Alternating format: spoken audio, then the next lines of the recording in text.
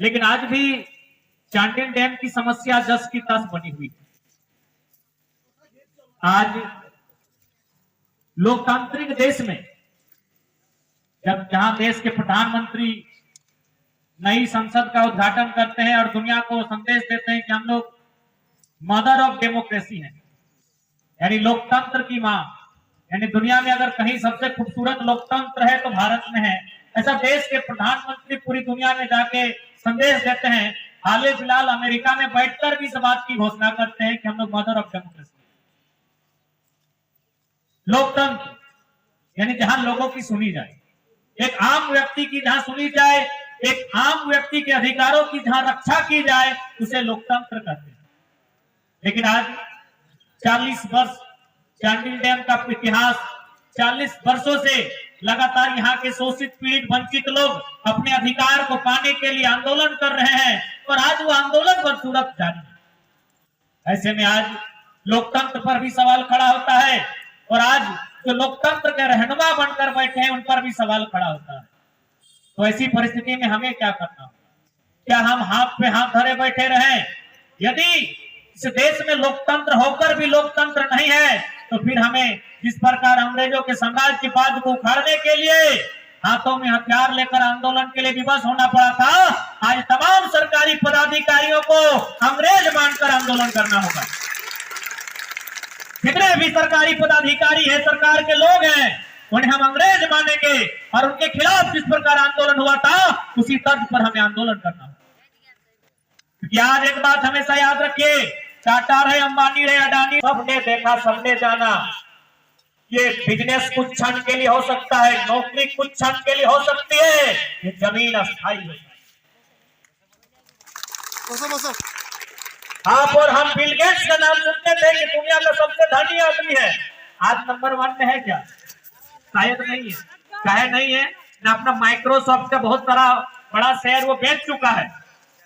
Bill Gates के बारे में हम लोग सुनते थे कि वो दुनिया का सबसे धनी आदमी है, लेकिन आज नहीं है, क्योंकि वो अपना जो माइक्रोसॉफ्ट है, सुनने में आया उसका कुछ हिस्सा या फिर किसी प्रकार का शेयर वो बेच चुका है। आज उसके पास 3 लाख एकड़ का जमीन है। आज उसके पास 3 लाख एकड़ का जमीन है। 3 लाख एकड़ यानी लगभग चांडिल डैम के बराबर। आपका ये 4 लाख में है ना, 4 लाख एकड़, यानी सारी लड़ाई जमीन के लिए। आप जो हम सोचते हैं 40 साल की नौकरी पाकर फूले नहीं समाते हैं, वो 40 साल के लिए असली जड़ है जमीन को लेकर। दुनिया का सबसे बड़ा धनी आदमी आज अपने माइक्रोसॉफ्ट को हटाकर जमीन खरीदा। इसलिए आज इस जमीन बचाने की लड़ाई में जिस प्रकार हमारे पूर्वजों ने चाहे अंग्रेजों से सामना करना हो या अलग झारखंड राज्य का गठन करना हो, अपने प्राणों की आहुति देकर अलग झारखंड भी लिया है और भारत को स्वतंत्र भी कराया है। हमें अपनी माटी को बचाने के लिए आगे आना। बिल्कुल अभी पूर्व के वक्ता भाईगण कह रहे थे कि आज विस्थापितों का ये हाल है तो घुसपैठिए के समान। इसलिए सबसे पहले सरकार को, विभाग को यह भी तय करना होगा कि विस्थापित परिवार के किसी सदस्य का यदि जाति आय आवास से प्रमाण पत्र बनता है तो उसके लिए खतियान नहीं, विकास पुस्तिका कोई आधार माना जाए। कि हमारे पास तो खतियान है नहीं, हमको जो 12.5 डिसमिल का जमीन मिला है उसमें डीड मिलेगा, खतियान वहां भी नहीं मिलेगा। तो यदि किसी सरकारी नौकरी में या फिर किसी सरकारी योजना का हमको लाभ लेना है जहां हमसे जाति आवास आय या फिर कोई प्रमाण पत्र मांगा जाएगा, हम कैसे बनाएंगे? हमारे पास तो खतियान है नहीं। तो इसलिए इस बात को भी नियम बनाना चाहिए कि जो विस्थापित परिवार है, विकास पुस्तिका के आधार पर ही उनका जाति आवासीय प्रमाण पत्र बनना चाहिए। दूसरी बात, चांडिल डैम के लिए जमीन अधिग्रहण का 1980 में किया गया है या 78 में या 82 में, यदि मुआवजा 2023 में दिया जाएगा तो अकॉर्डिंग 2023 के अनुसार मिलना चाहिए। 2023 में अगर मुआवजा मिलेगा तो 2023 के अनुसार मिलना चाहिए, क्योंकि यदि 1980 का मामला है, अगर आप 1980 में हमें पूंजी देते तो उस पूंजी से हम पूंजी बना चुके होते। इसलिए अगर आप 23 में मुआवजा देंगे तो 23 के अनुसार मुआवजा मिलना चाहिए, इस बात को बताना है।